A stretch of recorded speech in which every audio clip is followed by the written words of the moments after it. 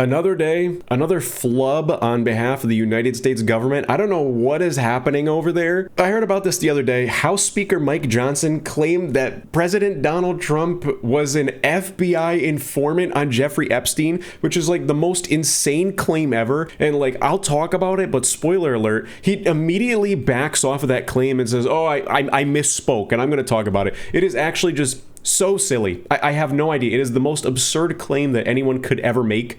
And this is all amidst the controversy. This letter signed by Donald J. Trump addressed to Jeffrey Epstein. It is really, really weird. Subpoenaed from the Jeffrey Epstein estate by the Oversight Committee, released by the panel on Monday. And I'll just read it here. There must be more to life than having everything, Donald. Yes, there is, but I won't tell you what it is, Jeffrey. Nor will I, since I also know what it is. Donald, we have certain things in common, Jeffrey. Jeffrey, yes, we do. Come to think of it, Donald. Enigmas never age. Have you noticed that? Jeffrey, as a matter of fact, it was clear to me last time I saw you. Donald, a pal is a wonderful thing. Happy birthday. And may every day be another wonderful secret. Signed, Donald J. Trump. So yeah, that is the big controversy, because White House officials are just saying, nope, Donald Trump did not draw this picture and he did not sign it. And I'm gonna backtrack and talk about all this, but like the big supporting evidence to like, yep, this is fake, he didn't sign it, is that the Deputy Chief of Staff for Communications shared recent photos of Donald Trump's autographed items on which the president's signature looks more angular. That is their support. But I mean, come on, people's signatures change over time. So anyways, I am going to get into all of this nonsense. But first, I want to review this video where Mike Johnson just says like, oh yeah, Donald Trump was serving as an FBI informant, which is the most insane claim ever. But Trump called it a hoax yesterday.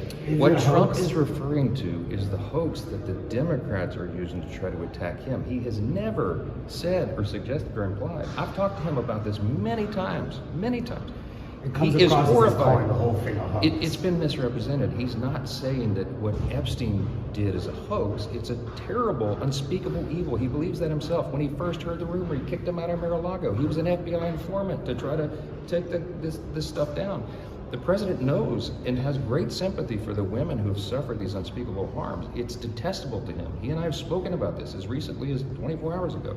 What he's talking about is the Democrats who are doing this with impure motives. All right, well, that's about the bulk of the information here. So all this begs the question. Mike Johnson said Donald Trump was an FBI informant trying to take this stuff down, which is not a fact. That is not true. And it also begs the question, why is the client list not being released when it was literally a promise of Donald Trump's like campaign? They said they were going to release the client list, and now that he's in office, they're saying, oh, it doesn't exist. And on top of that, what is that signed letter from Trump to Epstein? What does that mean? And may every day be another wonderful secret, with like the outline of like a woman's body. So this is what Mike Johnson is referring to, though, is he was saying that Trump was the only one more than a decade ago willing to help prosecutors expose Epstein for being a disgusting child predator, because the White House did previously say that Trump kicked Epstein out of his Mar-a-Lago club after his 2006 sex trafficking indictment. And yeah, the big ending quote from Mike Johnson is, and I think he's being falsely accused and maligned, and that's a frustration of all of ours. That's what he's talking about when he says the hoax. So if he's being falsely accused, why can't he just like release the list? If he's being falsely accused, just release the list, and then everyone will see, oh,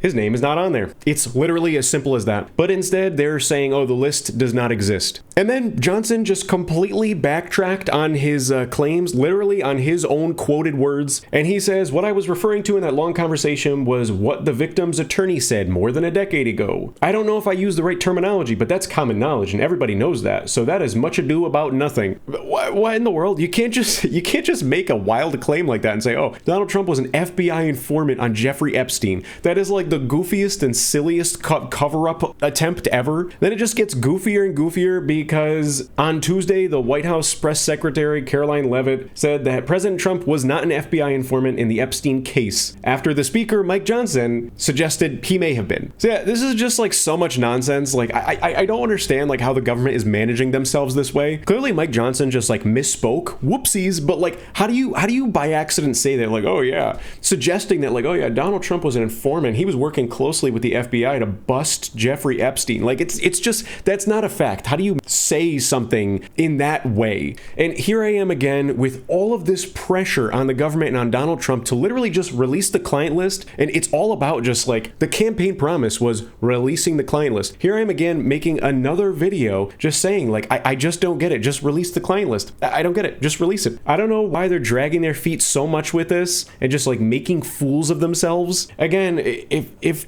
President Donald Trump is being falsely accused, just release the list and then he'll clear his name. But instead, Trump filed a defamation lawsuit in Florida federal court, seeking damages not less than $10 billion and a jury trial. So yeah, it begs the question, like, if he wants to clear his name so badly, like a $10 billion damages lawsuit trial, instead, why don't you just make good on your promise and just release the client list? I don't get it. A $10 billion lawsuit, that is crazy. Another thing that I wanted to talk about really quick, and like I just saw this recently today, is this article from the New York Times. White House exerts enormous influence over FBI, the lawsuit says. A sprawling suit by 3 fired FBI officials provides a disturbing account of efforts by top Trump aides to strip the Bureau of its independence. The White House has exerted extraordinary influence over decisions at the FBI, issuing political loyalty tests and directly ordering the firings of agents targeted by President Trump and his allies, according to a lawsuit filed on Wednesday by 3 former Bureau officials who accused the administration of illegally dismissing them. Over 68 pages, the suit describes previously unreported accounts about key Trump appointees, including Mr. Patel, Mr. Miller, and Emil Bove III. I probably mispronounced that. A former senior Justice Department officially recently named to serve as a federal appeals court judge. The New York Times was not able to independently verify some of the accounts, though they add new detail to the firings and ousters across the agency. The lawsuit describes Mr. Patel. The lawsuit describes Mr. Patel and his top deputy, Dan Bongino, right-wing influencers with far less experience than any of their predecessors, as almost cartoonish figures more interested in social media or handing out oversized challenge coins than in running the day-to-day operations of the nation's flagship law enforcement agency. The 3 former officials repeatedly accused Mr. Patel of what, in their view, is a cardinal sin of Bureau leadership, refusing to stand up for career field agents who make the Bureau run. The FBI has been the target of some of the most severe attacks because of Mr. Trump's belief that the Bureau wrongly investigated him for an array of purported malfeasance. Mr. Trump has never forgiven the agency for examining the connections between Russia and his 2016 presidential campaign, or for helping the special counsel Jack Smith to prosecute him for his efforts to overturn the 2020 election and his mishandling of classified documents after he left office. In a series of cinematic vignettes, the lawsuit asserted the FBI had become thoroughly politicized under the leadership of Mr. Patel and Mr. Bongino, which I hope I'm pronouncing it correctly. So it will be interesting to see where this lawsuit goes, because every time I make a video about Donald Trump and Jeffrey Epstein, it just seems like something is so wildly wrong here. I don't understand. Just release the client list. I just don't get it. Why would you go through the trouble of going through like a $10 billion defamation lawsuit? Instead, you could just release the client list and show that, oh, my name is cleared. You can move on with your life. Unless, of course, he has something to hide, which he probably does. Seems to be the only reasonable explanation here.